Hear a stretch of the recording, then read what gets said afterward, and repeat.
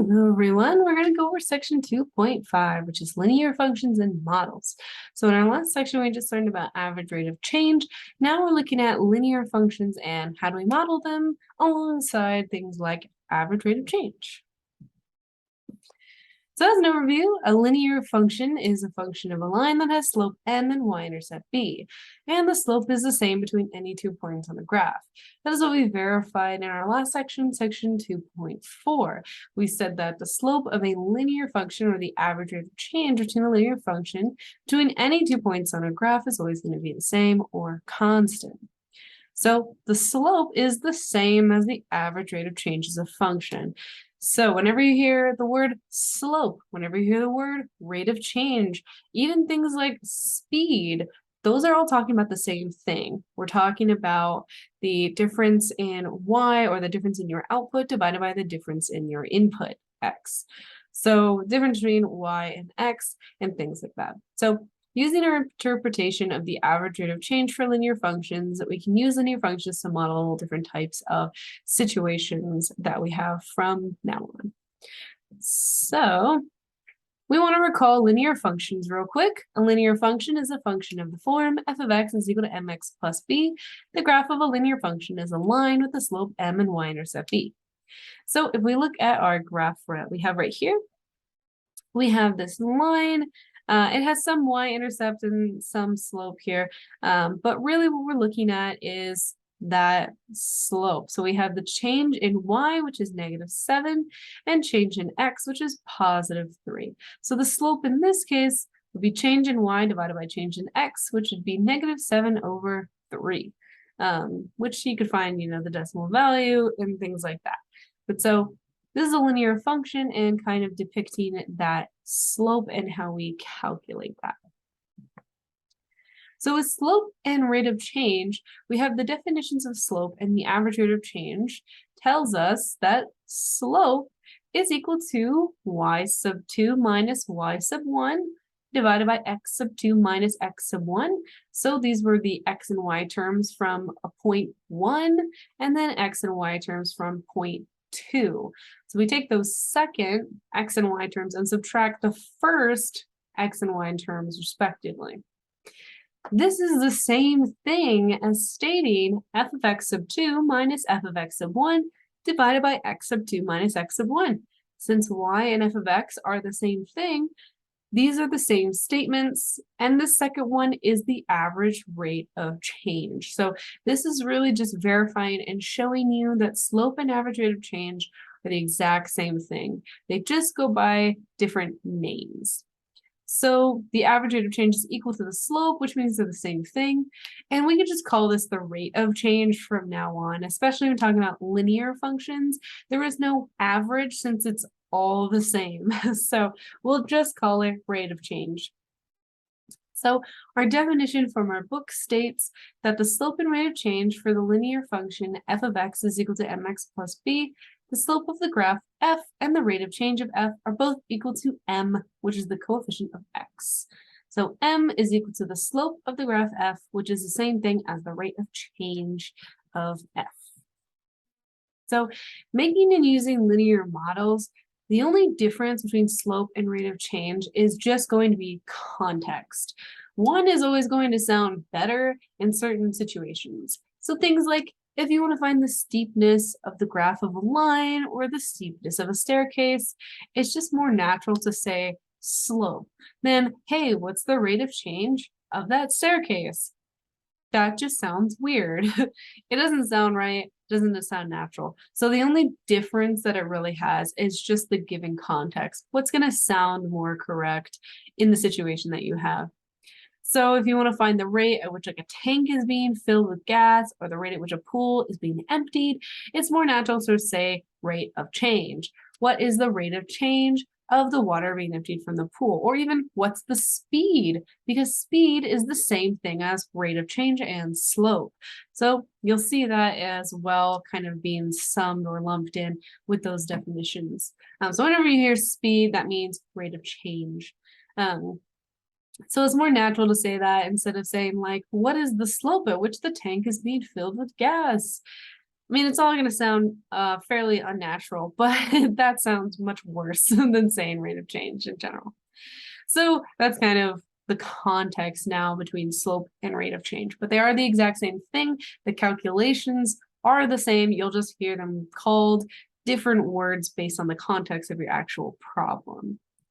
So we have two graphs here. This is just reiterating our main point here. The one on the right is the volume of gas in gallons and time. We say the tank is filled at 2 gallons per minute. That is its speed, but the slope of this line is 2. So when we talk about an actual graph, we tend to say slope instead of rate of change. But as far as like word problems and answers and things like that, we do stick with things like rate of change and speeds and whatnot. So our second graph here, the one on the right, we say, you know, we have the volume of gas in gallons again in time, and the tank is drained at 0.03 gallons per minute. So in this case, we even use a different word. We changed from filled to drained because filled indicates positive slope. It indicates something that is increasing. Drained is decreasing. So instead of saying like, oh, it was filled at negative 0.03 gallons per minute, we just said, oh, it drained. And drained insinuates that negativity. But if we just want to talk about the slope, we say the slope of the line is negative 0.03.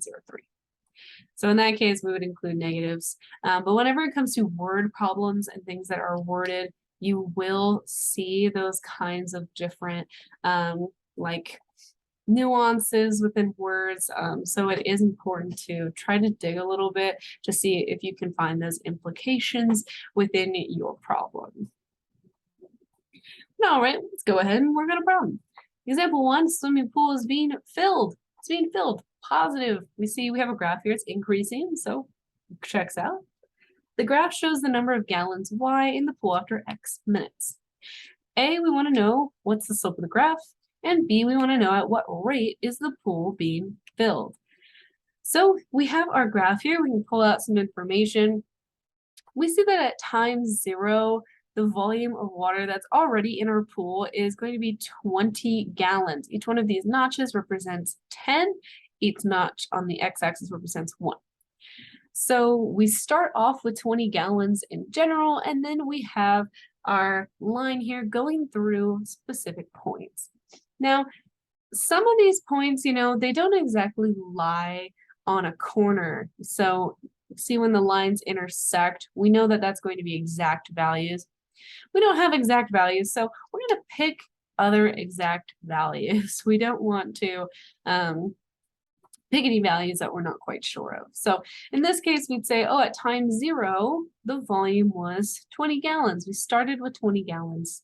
And then we can say at about 2 minutes, we had about 50 gallons. So 50 gallons at 2 minutes. 3 minutes, we don't have an exact value, so we're going to skip that one. But then here at what looks like, 4 minutes, we've got 1, 2, 3, 4, 5, 6, 7, 8, 80 gallons. So at 4 minutes, we have 80 gallons. And it continues on, 6 minutes again. And so we can have these defined points that are going to help us actually solve for the slope. So let's go ahead and go over to our notes to work on this problem. All right, so here we are in our notes. I did copy the picture. It is a little small though. We can still find, the important, things on it. But so we have that for part A, we want to find the slope, and B, we want to find the rate of change. So we know that they're talking about the same thing here, but we still want to be able to calculate it. So if we just start with part A, we want to start with what is the slope of the line? So if we want to know what's the slope of the line, we want to pick 2 points that lie on our line. We know that the slope is the same between any 2 points that we pick, so we want to pick some easy points. So we saw that when x, or time, was 0, our gallons of water was 20. So for our equation, which we know is f of b minus f of a divided by b minus a, we can say in this case that a is going to be 0. And just looking from our graph, If a is 0, that means f of a is f of 0, so we want the y value when x is 0, which we know is 20.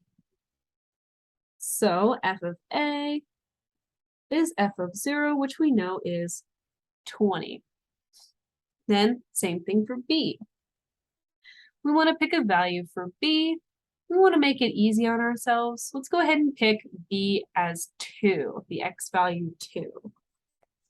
So that means that f of b is f of 2, which on our graph, when time is 2, our volume is 50 gallons.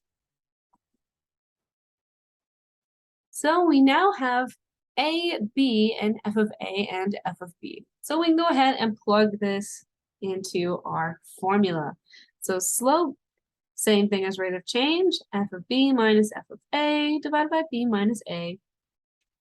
And f of b is f of 2, f of a is f of 0, divided by 2 minus 0. So f of 2 was 50, and f of 0 was 20, divided by 2 minus 0, which is 2. So this gives us 30 divided by 2, which is 15. So our slope is 15. We have a slope of 15. Now for part B, that question, what is our rate of change? We've determined that slope and rate of change is the same. The numbers are the same. The only thing that's different is the context that we give it. So while our slope is 15, our rate of change in context of our problem would be, the rate of change in this case would be that we have gallons and time, which is in minutes. So we want to know, our pool is being filled. We want to know how fast. We want to know the speed. So in this case, rate of change, this would be 15, and the units would be in gallons per minute. So the actual number is the exact same. It's just that when it comes to rate of change, we can give it some context with units. We gave it, that gallons per minute. Our pool is being filled at a rate of 15 gallons per minute. We give it some context, whereas slope is usually just a number. It's just going to be the actual value of that slope of your line. So, all right, that finishes up example 1 here. So let's go ahead and head back on over to our notes. All right, so that was example 1. Let's go ahead and move on to example 2. We're gonna go ahead and do example 2. So we have John and Mary are traveling along the freeway at constant speeds, and the graph shows the distance y in miles they have traveled at time x in hours, where x equals 0 corresponds to noon. So we have this graph here. We have John in red, Mary in blue, and we see that at time 0, that is noon. So this is 1 o'clock, 2 o'clock, 3 o'clock, 4 o'clock, and our y-axis here is in miles, so 100, 200, 300, 400 miles.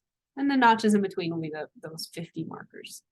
So we have 4 parts here. We want to know, A, at what speeds are they each traveling, and who is faster? So we want to know, what speed are they going? What is their rate of change? What is the slope of their lines? So that's what we're going to be solving for part A, and then we want to determine who is faster, who has the greater rate of change. Then part B, we want to find the functions that model the distances John and Mary have traveled as functions of x. So for part B, we're going to actually create equations. Then for part C, we want to know how far will John and Mary have traveled by 5 p.m. So at 5 o'clock, how far were they traveling? And part D, will Mary ever overtake John? If so, at what time? So will Mary ever overtake John? We're asking, is she ever going to surpass him in mileage? And we want to know when. So those are the questions that we are dealing with here. In our notes, we're going to have the image here and just kind of the bare bones of what each question is asking for. So it would be helpful if you want to have clear instructions in your notes if you kind of wrote down the problem in advance. Took a moment to pause. But let's go ahead and head on over to the notes so we can work on this problem. All right, so here we are back for question 2, problem 2 here. We do have that picture. It is very small though. I don't know how to make it any bigger. So here's our picture that we have. Part A, we want to know each one of their speeds. So we want to know rate of change, slope of the line. So we're going to do the same thing as we did last time. We want to pick 2 points on each of their lines to use for our slope or rate of change equation.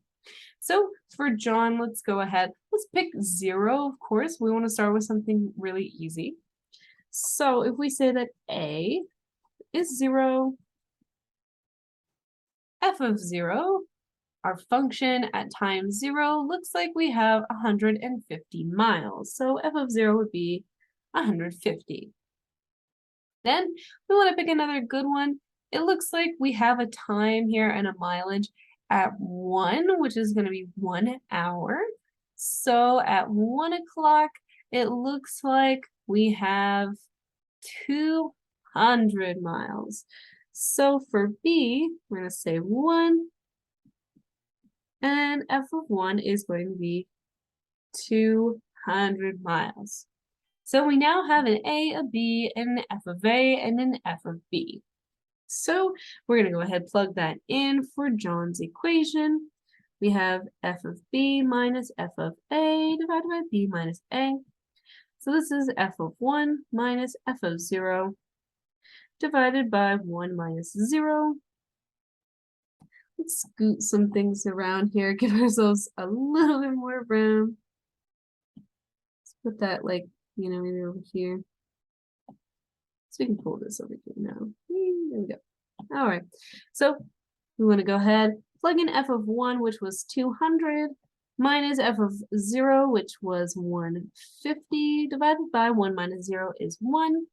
So we have 200 minus 50. This is going to be 50 over 1, which means that John's speed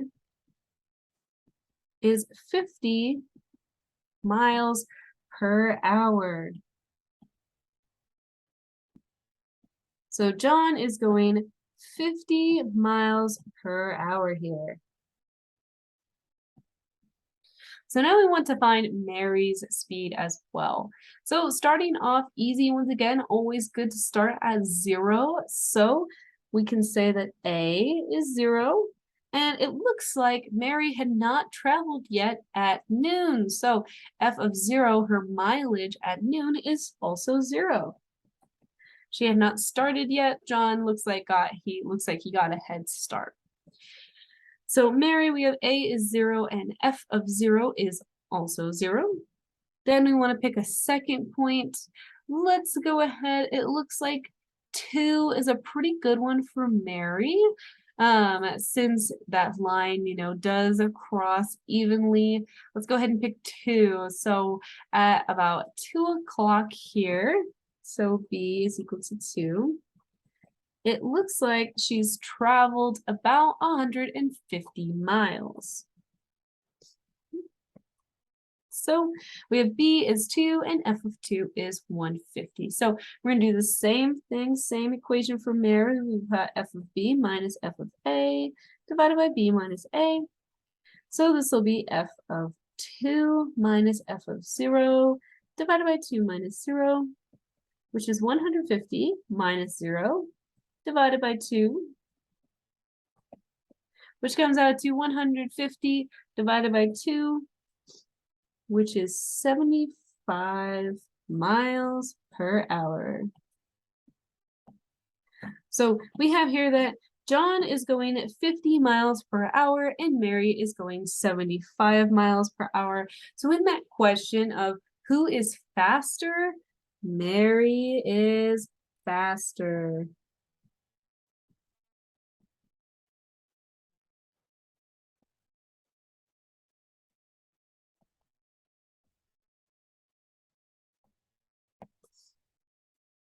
So we have Mary is traveling faster than John. So she has a higher speed than him.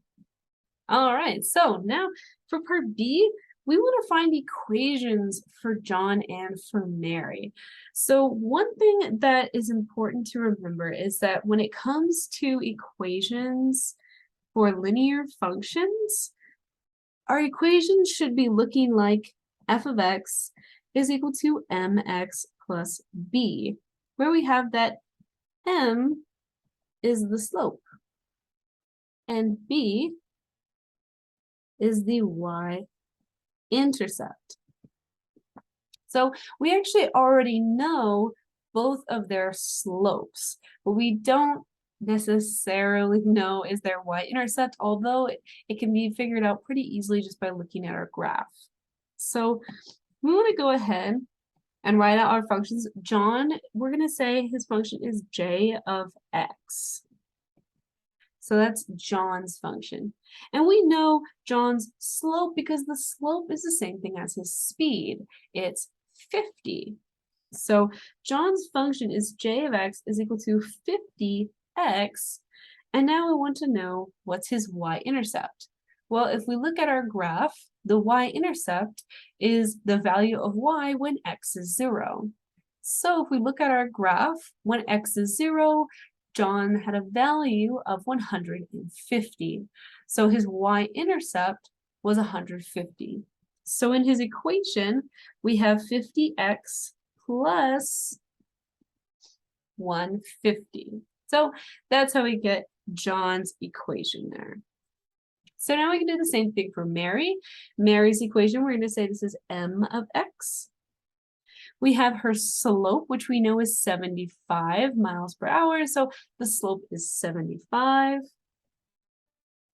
And then we want to add her y-intercept. So that is the value of y when x was 0. And in our case, when x was 0, Mary had not traveled yet. So her y-intercept was 0.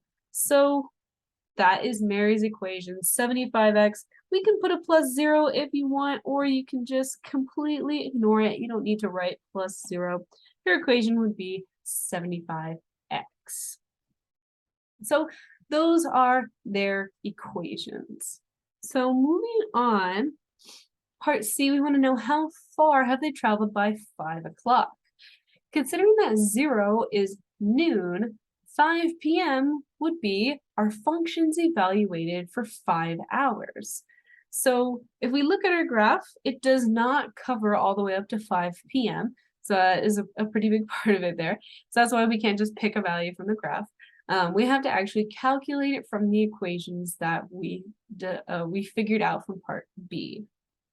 So we're going to take our equations from part B and plug in 5 for x, since it has been 5 hours since noon. So starting with John, we have j of x, which is now we're evaluating at 5, so we're solving for j of 5. And this is equal to 50 times x, so 50 times 5 plus 150. And we want to solve this value. 50 times 5 is 250.